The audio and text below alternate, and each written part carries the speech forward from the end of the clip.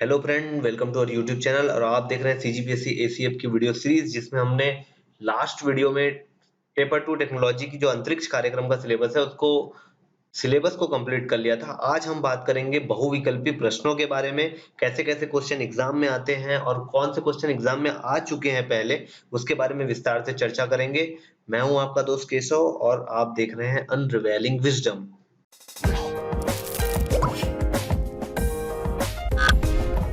तो पहला क्वेश्चन आपको दिख रहा होगा यहाँ पे स्क्रीन पे, where is the headquarter of ISRO. ISRO का मुख्यालय कहाँ स्थित है? तो इसमें देखिए आप तीन चार ऑप्शन आपको दिख रहे हैं। इस तरह के ऑप्शन आएंगे आपको: बेंगलुरु, चांदीपुर, श्रीहरिकोटा एंड तिरुवनंतपुरम। तो इसमें हम पहले ऑप्शन को, अगर आपको नहीं पता है तो एलिमिनेट करना भी हम सीखेंगे। श्रीहरिकोटा आपको पता होगा कि यहाँ से लॉन्चिंग होता है रॉकेट का, तो ये तो मुख्यालय नहीं है। चांदीपुर ये है जहाँ से मिसाइल्स का लॉन्चिंग या टेस्ट होता है, जो डिफेंस रिलेटेड है। बाकी बात हुई तिरुवनंतपुरम। तिरुवनंतपुरम में भी जो थुम्बा है वहां पे भी एक स्पेस स्टेशन है, दो लॉन्चिंग स्टेशन है, एक थुम्बा में और एक श्रीहरिकोटा में। तो बचा बेंगलुरु, तो Bengaluru I think right answer होगा। आइए देखते हैं इसका राइट आंसर क्या है। तो Bengaluru is the right answer. Bengaluru आपको याद रखना है कि इसरो का जो मुख्यालय है वो बेंगलुरु में स्थित है। ठीक है दोस्तों, बाकी ऑप्शन के बारे में भी मैंने बताया कि बाकी ऑप्शन में क्या क्या सही है, क्या क्या गलत हो सकते हैं। इसका एक्सप्लेनेशन देखते हैं। ये दोस्तों मैंने पार्ट 4 में बनाया था, ये स्लाइड में लास्ट स्लाइड था, स्पेस सेंटर्स इन इंडिया।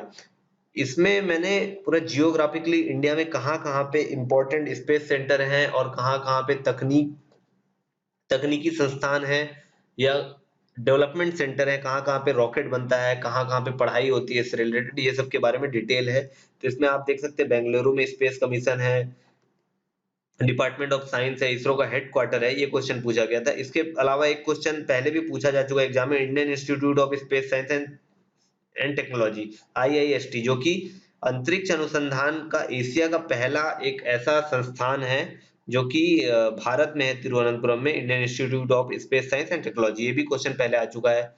इसके अलावा मास्टर कंट्रोल फैसिलिटी जो कि हसन में है, कर्नाटका में, ये भी आ सकता है। और मैंने बताया था देहरादून में Indian institute of remote sensing and centre for space science and technology education in Asia Pacific, ये दो संस्थान है देहरादून में, ये भी इंपॉर्टेंट है। तो ये सब चीज आपको याद रहनी चाहिए, इससे क्वेश्चन बनते हैं और पहले भी आ चुके हैं क्वेश्चन। जैसे मैंने बताया दो क्वेश्चन आया हुआ है, इसरो का हेडक्वार्टर कहाँ पे है और ये Indian institute of space science and technology, जो कि एशिया का पहला ऐसा संस्थान है जहाँ पे अंतरिक्ष रिलेटेड सब्जेक्ट्स की पढ़ाई होती है। तो ऐसे क्वेश्चन जनरली पूछे जाते हैं। आइए बढ़ते हैं नेक्स्ट क्वेश्चन की ओर।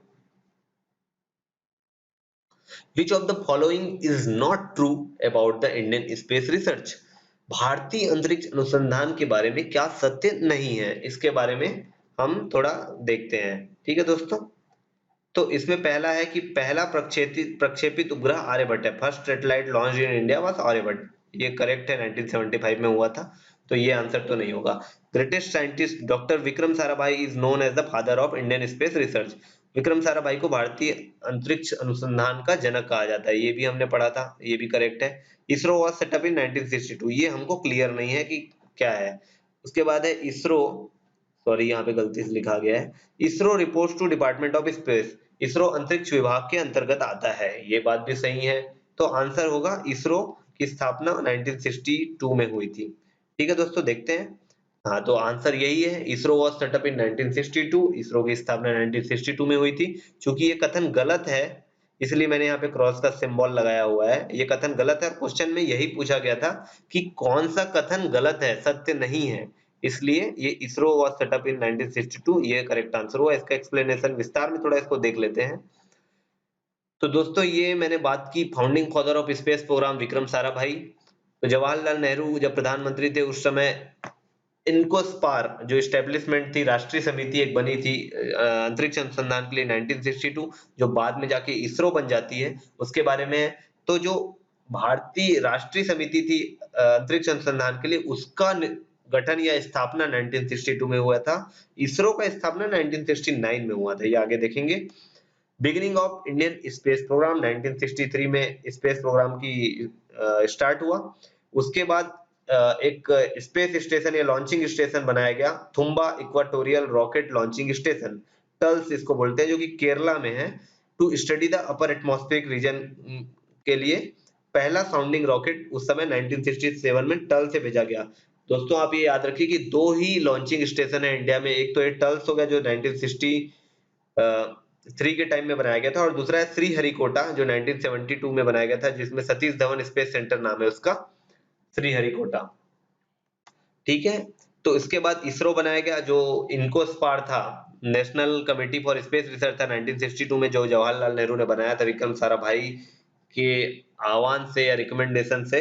वो बाद में जाके इसरो बना, जिसको इंडियन स्पेस रिसर्च ऑर्गेनाइजेशन या भारतीय अंतरिक्ष अनुसंधान केंद्र या संस्थान भी बोलते हैं। तो इसका मुख्य कार्यक्रम क्या था कि ये अंतरिक्ष में जो भी तकनीक है उसका प्रयोग करके राष्ट्रीय हित के लिए काम करना इसरो का उद्देश्य था, और इसकी गठन या स्थापना 15 अगस्त 1969 को हुई थी। तो ये इसरो का एक बैकग्राउंड हो गया कि कैसे इसरो का डेवलपमेंट हुआ। ठीक है, आगे बढ़ते हैं नेक्स्ट क्वेश्चन की ओर। तीसरा क्वेश्चन है IRNSS क्या है? IRNSS इज ए, तो इसका फुल फॉर्म मैं बता दूं, Indian regional navigation satellite system. तो नाम का जो फुल फॉर्म है उससे ही आपको पता चल रहा है। इसमें देखिए ऑप्शन क्या है, एक नेविगेशन सैटेलाइट है, स्पेस मिशन, अंतरिक्ष मिशन है, ऐसा कोई मिशन नहीं है। स्पेस क्राफ्ट, मैंने आपको बताया था कि दो टाइप की चीज होती है, एक सैटेलाइट होता है, एक स्पेस क्राफ्ट होता है। स्पेस क्राफ्ट मतलब जैसे मंगलयान के लिए जो भेजा गया था, या चंद्रयान हो गया, मंगल मिशन के लिए जो भेजा गया था, या चंद्रयान हो गया, ये सब स्पेस क्राफ्ट है। और सैटेलाइट क्या हुआ, इनसैट, जीसैट, और जो कम्युनिकेशन सैटेलाइट हो गया, नेविगेशन सैटेलाइट हो गया, ये उपग्रह हैं जो कि कृत्रिम उपग्रह हैं, क्योंकि हमारा जो नेचुरल उपग्रह है वो तो चंद्रमा है जो पृथ्वी की चारों तरफ चक्कर लगाता है, और उपग्रह ऐसी चीज है जो हमारी पृथ्वी की चारों तरफ वो भी चक्कर लगाती है। तो इसका जो आंसर है वो नेविगेशन सैटेलाइट है। इसके बारे में भी एक्सप्लेन करूंगा मैं, नेविगेशन सैटेलाइट इसका आंसर है, एक्सप्लेन करेंगे इसके बारे में। IRNSS प्रोग्राम नाविक, इसको नाविक भी बोलते हैं, ये भी क्वेश्चन आपको आ सकता है एग्जाम में। तो नाविक किसको बोलते हैं? Indian regional navigation satellite system, भारतीय क्षेत्रीय संचालन प्रणाली, संचालन उपग्रह प्रणाली इसको हिंदी में बोलते हैं। It is design to provide accurate positional information services to user. ये किसी भी वस्तु की स्थिति के बारे में बताता है, उसके पोजीशन के बारे में बताता है। जैसे हमारा जीपीएस होता है, वैसे ही इंडिया ने अपना खुद डेवलप किया है। ठीक है, इसमें दो तरह के सर्विसेज होते हैं, एक स्टैंडर्ड पोजिशनिंग सर्विसेज और एक restricted services. Restricted services restricted काम के लिए होता है, जैसे आर्मी वालों को दिया जाता है जीपीएस कोऑर्डिनेट, या किसी स्पेसिफिक जॉब के लिए होता है या प्रोजेक्ट्स के लिए होता है।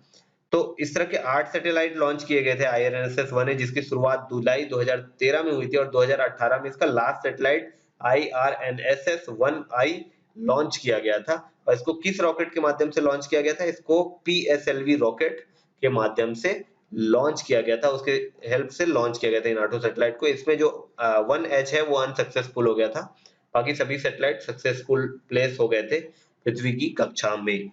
आगे बढ़ते हैं। चौथा क्वेश्चन है दोस्तों, was the India first man और वुमेन इन द स्पेस? अंतरिक्ष में जाने वाले पहले व्यक्ति कौन थे? तो ये आपने कई बार सुना होगा, राकेश शर्मा की इसकी बात होती है। ये तो डायरेक्ट क्वेश्चन था। कल्पना चावला तो अलग चीज है, उसका सुनीता विलियम्स नासा की तरफ से गई थी। Rakesh Sharma was the first person to go into space. ठीक है, देखते हैं। हाँ, ये करेक्ट आंसर है Rakesh Sharma. Rakesh Sharma on April 2 1984 he was the first Indian citizen to go into the space, the first Indo-Soviet manned space mission। एक जॉइंट मिशन हुआ था जिसमें भारत और सोवियत यूनियन ने मिलकर एक मिशन प्लान किया था, जिसमें मैन्ड स्पेस मिशन था, जिसमें राकेश शर्मा को मौका मिला था जाने का। ये है उनकी तस्वीर, और he was the first citizen to go into space। आगे बढ़ते हैं नेक्स्ट क्वेश्चन की ओर। What was the Chandrayaan? Chandrayaan क्या था? ये क्वेश्चन 2017 या 16 के एसीएफ के ही एग्जाम में आया था, इसको इसलिए मैंने इसको लिया है। पहला ऑप्शन है अर्थ ऑब्जर्वेशन सैटेलाइट, पृथ्वी की निगरानी करने वाला उपग्रह। नहीं, चंद्रयान से ही आपको समझ आ रहा है कि वो चंद्रमा की निगरानी करता है।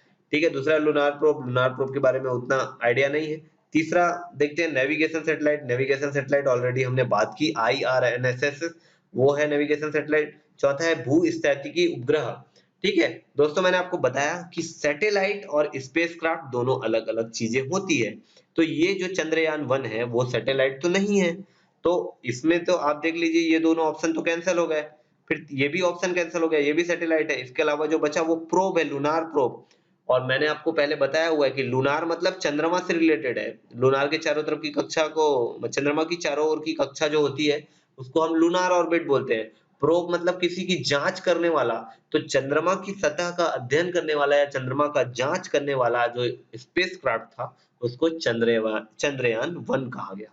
ठीक है, तो लूनार प्रोब इसका आंसर है। It is the right answer lunar probe. इसका एक्सप्लेनेशन देखते हैं। तो Chandrayaan 1 was India first mission to moon. Moon में जाने वाला इंडिया का पहला ऐसा स्पेसक्राफ्ट था चंद्रयान 1, जिसको लॉन्च किया गया था अक्टूबर 2008 में श्रीहरिकोटा सतीश धवन स्पेस सेंटर से।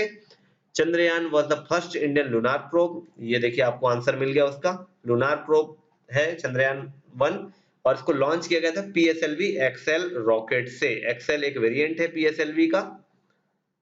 उसके अलावा इसका ऑब्जेक्टिव क्या था? इसका ऑब्जेक्टिव था कि रासायनिक एवं खनिजों की उपलब्धता के बारे में पता करना, चंद्रमा की सतह पर कितने प्रकार के खनिज हैं, उसमें क्या-क्या, उसकी क्या-क्या केमिकल कंपोजिशन है उसके बारे में जानना, उसका मैपिंग करना, इसका मुख्य उद्देश्य था।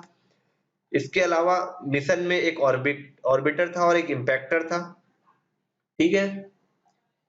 और इम्पैक्टर जो था वो सेपरेट होके ऑर्बिटर से इंडिया जो साउथ पोल है उसको स्ट्रक करता है और इंडिया और वहां जाके अपना झंडा गड़ाता है। तो India was the fourth country to place its flag on the moon, ये हो जाता है। और लोकेशन ऑफ इम्पैक्ट जो था उसको जवाहर पॉइंट नाम दिया जाता है बाद में। तो आप ये देख सकते हैं, एक और क्वेश्चन यहाँ से बन सकता है, इंडिया ही पहला कंट्री था जो साउथ पोल में गया था चंद्रमा के। तो ये क्वेश्चन भी बन सकता है, तो ये आप ध्यान में रखिए। आगे चलते हैं नेक्स्ट क्वेश्चन की ओर। छठवां क्वेश्चन है, when the space research organisation ISRO was set up. ISRO की स्थापना कब हुई थी? तो पहले स्लाइड में, पुराने स्लाइड में हमने देखा था 15 अगस्त 1969 को हुई थी। 1962 में इनको एस्पायर बना था, Indian national committee for space research. ठीक है, ये बना हुआ था, स्पेस रिसर्च की कमेटी एक बनी थी जो विक्रम साराभाई की के रिकमेंडेशन या उनके बहुत ज्यादा प्रभाव से जवाहरलाल नेहरू ने स्थापित की थी। बाद में वही ऑर्गेनाइजेशन जाके इसरो बनती है 1969 में। ठीक है, तो 15 August 1969 is the right answer. Next question, which of the following statement are true? इनमें से कौन सा कथन सत्य है? ठीक है दोस्तों, इसको, ये थोड़ा टफ क्वेश्चन है, इसके बारे में थोड़ा देखते हैं। एप्पल भारत का प्रथम प्रायोगिक भूस्थितिकी उपग्रह है। यस, एप्पल ऐसा उपग्रह था जो कि जियो स्टेशनरी सैटेलाइट था और एक्सपेरिमेंटल उपग्रह था। ये एक्सपेरिमेंटल, प्रायोगिक, एक्सपेरिमेंट के तौर पे लिया गया था। ठीक है, इंडिया पहला प्रायोगिक उपग्रह सोवियत संघ की सहायता से बनाया गया था। यस, ये भी सही है, सोवियत संघ की मदद से पहला उपग्रह बनाया गया था, वो भी प्रायोगिक उपग्रह था। तीसरा है, INSAT 2 project was India first indigenously build satellite. भारत के द्वारा खुद से स्वतः ही स्वदेशी तकनीक से बनाई गई पहली सैटेलाइट थी इनसेट 2। यस, ये भी सही है, सही आंसर है ये। तो ये तीनों अभी सही हो गया। तो जो चौथा ऑप्शन है, ऑल ऑप्शंस आर करेक्ट, तो ये सभी कथन सत्य हैं। तो इसका आंसर हो गया D, all options are correct, right. तो इसका आंसर देखिए, yes, all options are correct, इसका आंसर हो गया। ठीक है दोस्तों, नेक्स्ट क्वेश्चन बढ़ते हैं। मंगल मिशन के बारे में निम्नलिखित में से कौन सा कथन सत्य नहीं है? सत्य नहीं है, ध्यान रखिए। It was launch on 5 November 2013। Date को याद रखना काफी मुश्किल होता है, तो डेट पे पहले हम नहीं जाएंगे। यह दूसरे ग्रह का अध्ययन करने वाला पहला मिशन था। ये सही है, India first interplanetary mission was the Mangal mission. ठीक है, दूसरा, ISRO has become the fourth space agency to reach Mars. Mars पे पहुंचने वाला इसरो देश का, दुनिया का चौथा देश बन गया था। यस, ये भी सही है। और एशिया का पहला देश था, ये भी सही है। तो कौन सा कथन गलत हो गया? ये कथन गलत हो गया। तो आंसर कौन सा हुआ? ए। यह 5 नवंबर 2013 को प्रक्षेपित किया गया था। इट वाज लॉन्च, यस, इसका आंसर है, यह 5 नवंबर 2012 को प्रक्षेपित किया गया था। चूंकि पूछा गया था क्वेश्चन में कि कौन सा कथन सत्य नहीं है, तो ये कथन सत्य नहीं है, इसलिए इसमें यहाँ पे मैंने कैंसिल सिंबल लगाया है। इसको एक्सप्लेनेशन इसका देख लेते हैं। मार्स ऑर्बिटर मिशन, मंगल मिशन की बात करें, ये इंडिया का पहला इंटरप्लेनेटरी मिशन था, जैसे मैंने बताया आपको। इसकी लॉन्चिंग हुई थी 5 नवंबर 2013 में। पिछले वाले क्वेश्चन में ऑप्शन क्या दिया था? 2012, इसलिए वो गलत था। ठीक है, it was put into Mars orbiter. 2014 में उसको मार्स की कक्षा में स्थापित किया गया, 24 सितंबर 2014 को। ये क्वेश्चन भी आ चुका है एग्जाम में, तो dates are important. MOM was launched aboard PSLV C25 XL variant. देखिए इसमें जो कलर चेंज है, रेड हो गया और ये पिंक हो गया, ये तीनों बहुत इंपॉर्टेंट है। ये क्वेश्चन अभी मैंने बताया, ये क्वेश्चन पहले पूछा जा चुका है, ये क्वेश्चन बाद में पूछा जा सकता है। PSLV C-25 रॉकेट के माध्यम से इसको लॉन्च किया गया था और यही रॉकेट जो एक्सेल वेरिएंट का ही रॉकेट है, यही चंद्रयान 1 के प्रक्षेपण के लिए भी यूज किया गया था। इसका उद्देश्य क्या है? इसका उद्देश्य है कि मंगल ग्रह की सतह एवं आकृति एवं वहां उपस्थित खनिज की उपलब्धता के बारे में जानकारी प्राप्त करना। दूसरा उद्देश्य था मंगल की वायुमंडल के घटक मीथेन, खासकर मीथेन और CO2 का अध्ययन करना। इसके लिए जो मंगल मिशन है उसके में जो पेलोड थे, पेलोड में 4-5 इंस्ट्रूमेंट थे, बहुत इंपॉर्टेंट इंस्ट्रूमेंट थे। एक फोटोमीटर था। फोटोमीटर क्या करता था? वहां पानी है कि नहीं वो पता करने के लिए था, जिसमें ड्यूटोरियम और हाइड्रोजन का रेशियो निकाला जाता था। इसके अलावा इसमें कलर कैमरा थे, इमेजिंग सेंसर थे और इसके अलावा मीथेन सेंसर थे जो मीथेन का अध्ययन करने के लिए लगाए गए थे। तो बहुत सारे तरह के इंस्ट्रूमेंट थे इसमें जो विशेषतः मंगल ग्रह की सतह एवं वहां खनिज की उपलब्धता के बारे में जानकारी प्राप्त करने के लिए वो इंस्ट्रूमेंट का उपयोग किया जाता था। तो ये बात की हमने मंगल मिशन की। आगे बढ़ते हैं। 9वां क्वेश्चन है ध्रुवीय उपग्रह प्रक्षेपण यान या PSLV polar satellite launch vehicle के बारे में निम्नलिखित में से कौन सा कथन सत्य है? सत्य के बारे में पूछा गया। कौन सा कथन? which is the true about PSLV? It was developed and operated by indigenously in India. यह भारत द्वारा ही बनाई गई थी स्वदेशी तकनीक से। दूसरा ऑप्शन है रूस की सहायता से बनाया गया। तीसरा ऑप्शन है अमेरिका की सहयोग से बनाया गया। चौथा ऑप्शन अमेरिका ब्रिटेन के सहयोग से बनाया गया। तो दोस्तों मैं आपको बता दूं कि जो PSLV है, PSLV और GSLV ये भारत द्वारा खुद ही बनाया गया है। इसके अलावा जो SLV था, ASLV था, दोनों एक्सपेरिमेंटल था। इस और जो बाद में PSLV और GSLV बना ये डेवलपमेंटल था। तो इसका ऑप्शन ए आंसर है। देखते हैं। Yes, it is correct answer. Bharat द्वारा सतह एवं स्वदेशी तकनीक से निर्मित तथा विकसित ये लॉन्च व्हीकल है PSLV। ठीक है, इसका डिटेल में थोड़ा देख लेते हैं। PSLV polar satellite launch vehicle या ध्रुवीय उपग्रह प्रक्षेपण यान, इसका सक्सेसफुली लॉन्च इन अक्टूबर 1994 में पहला इसका प्रक्षेपण होता है। इसमें दो टोटल 4 स्टेज हैं और इसमें सॉलिड स्टेज भी है, 2 सॉलिड स्टेज हैं और 2 लिक्विड स्टेज हैं। ठीक है, इसके माध्यम से हमने IRNSS को लॉन्च किया गया था। इसके अलावा चंद्रयान 1 और मंगलयान को भी इसी रॉकेट से लॉन्च किया गया था। ठीक है, इसमें 2 तरह के पेलोड्स को कैरी करने की क्षमता होती है। 1750 केजी का अगर पेलोड है तो उसको पोलर ऑर्बिट में रखा जा सकता है, स्थापित किया जा सकता है। जो हमने रिमोट सेंसिंग सैटेलाइट थी वो इसके माध्यम से ही सन सिंक्रोनस पोलर ऑर्बिट में उसको प्लेस किया गया था। दूसरा है जियो ट्रांसफर ऑर्बिट या जियो सिंक्रोनाइज जियो स्टेशनरी ऑर्बिट, जिसमें 1425 केजी का पेलोड ले जाया जा सकता है। जो हमारे नेविगेशन सैटेलाइट है, जो कि 7-8 सैटेलाइट थे, उनको इसी रॉकेट के माध्यम से कक्षा में स्थापित किया गया था। जियो सिंक्रोनस ऑर्बिट्स में या भू-स्थितिकी कक्षा हम इसको बोलते हैं, उसमें स्थापित किया गया था। इसके अलावा इसमें 4 स्टेज हैं। 2 स्टेज लिक्विड का है, ठोस ईंधन का है और 2 द्रव ईंधन का है। 3 वेरिएंट है इसमें PSLV G, PSLV CA and PSLV XL। ठीक है, एक्सेल का उपयोग चंद्रयान और मंगलयान के लिए किया गया था, ये आपको याद रखना है। इसके अलावा PSLV में जो नीचे का हिस्सा है, ये वाला जो हिस्सा है देख रहे हैं आप, ये स्ट्रैप ऑन मोटर्स यहाँ पे लगे रहते हैं, जिससे थ्रस्ट को इंक्रीज किया जाता है सो दैट रॉकेट काफी तेजी से ऊपर की ओर जाए। ठीक है, GSLV में इससे और powerful strap on Motors use किए गए हैं। आगे बढ़ते हैं दूसरे क्वेश्चन की ओर। 10वां क्वेश्चन है भारत का सबसे भारी रॉकेट कौन सा है? GSLV mark 3, PSLV Rohini 300 and ASLV। ठीक है, इसमें से जो लॉन्च व्हीकल है वो GSLV मार्क 3 जो सबसे लेटेस्ट और अपग्रेडेड है।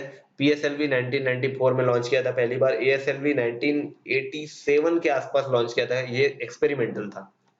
ठीक है, इसमें मुझे लग रहा है आंसर GSLV मार्क 3 है क्योंकि ये सबसे अपग्रेडेड है और चंद्रयान द्वितीय था, इसको भी इसी के माध्यम से लॉन्च किया गया था। तो देखते हैं। Yes, it is right answer. GSLV mark 3 correct answer है। इसका एक्सप्लेनेशन देख सकते हैं। ये आपको रॉकेट के बारे में दिख रहा होगा, जिसमें height, weight, fuel, payload weight और ऑर्बिट लिखा हुआ है यहाँ पे। ठीक है, तो ये जो मैंने पहले भी बताया था कि ये जो है वो एक्सपेरिमेंटल है, एक्सपेरिमेंटल है। ठीक है, इसका पे वेट भी काफी कम है। तो सबसे ज्यादा वेट इसका है GSLV मार्क 3 का, आप देख सकते हैं 629 टन यहाँ पे लिखा हुआ है, 629 टन। और इसमें 3 स्टेज है, सॉलिड, लिक्विड और क्रायोजेनिक स्टेज। तो क्रायोजेनिक स्टेज वाला एकमात्र ऐसा लॉन्च व्हीकल है GSLV मार्क 3। GSLV मार्क 3 जिसमें क्रायोजेनिक स्टेज भी है और इसमें पेलोड को कैरी करने की क्षमता कितनी है 4000 केजी और ये जियो स्टेशनरी ऑर्बिट के लिए है मेनली। ठीक है, तो इसके अलावा जो मार्क 1 और मार्क 2 है, जीएसएलवी नाम से ही पता चलता है जियो सिंक्रोनस सैटेलाइट लॉन्च व्हीकल, मतलब ये मोस्टली सभी सैटेलाइट को जियो सिंक्रोनस ऑर्बिट में ही प्लेस करता है। वैसे PSLV polar satellite launch vehicle ये सबको पोलर ऑर्बिट में प्लेस करता है और एएसएलवी और एसएलवी 3 पहला लॉन्च व्हीकल था। ये भी क्वेश्चन आ चुका है एग्जाम में। तो ASLV augmented satellite launch vehicle और एसएलवी 3 ये दोनों पहला प्रायोगिक उपग्रह हम बोल सकते हैं या उपग्रह प्रक्षेपण यान बोल सकते हैं। देखिए इसमें लिखा भी हुआ है 1979 में फेल हो गया था, 1980 में इसको पहली बार प्लेस किया गया ऑर्बिट में। उसी तरह एएसएलवी 1987 में हुआ, ये 1994 में इसका सक्सेस हुआ, 2001 में जीएसएलवी आ गया। उसके बाद 2014 में इसका एक्सपेरिमेंटल हुआ था, 2017 में पहला इसका डेवलपमेंट फ्लाइट हुआ था जीएसएलवी का मार्क 3 का। अभी तक इसके 4 फ्लाइट हुए हैं और लास्ट फ्लाइट तो अभी हुआ था चंद्रयान द्वितीय जब लॉन्च किया गया था 22 जुलाई 2019 को, तो इसका लास्ट लॉन्च हुआ था। तो दोस्तों इसी तरह मैंने पहला पार्ट खत्म कर लिया है। Good job you have done and thanks for playing the quiz. और एमसीक्यू का ये पहला सीरीज था, इसमें और भी क्वेश्चन हम लोग लाएंगे, हो सकता है इसके 3 पार्ट हो जाए। तो इसी तरह आप हमारा वीडियो देखते रहिए, हमारे क्विज को लाइक कीजिए, हमारे वीडियोस को लाइक कीजिए, चैनल को सब्सक्राइब कीजिए और हमारा जो टेलीग्राम ग्रुप है जिसका लिंक डिस्क्रिप्शन में दिया है उस ग्रुप को भी ज्वाइन कीजिए ताकि आपको अपडेट मिलते रहें और आप हमसे जुड़े रहें। थैंक यू दोस्तों, हैव ए गुड डे।